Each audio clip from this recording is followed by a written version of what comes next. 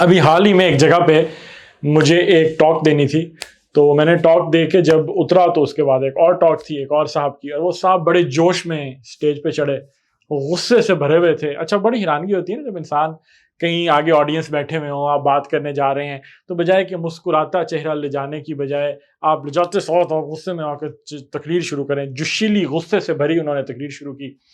تو we had to sit through a painful unending harangue delivered by mister X Y Z. میں ان کا نام ظاہری باتیں نہیں لے سکتا. ورڈ ہے harangue. harangue ہوتا ہے ایک بڑی غصے بھری کرٹیسائز کرتی ہوئی ایک اسپیچ، یا بڑا کسی کو برا بھلا کہنا،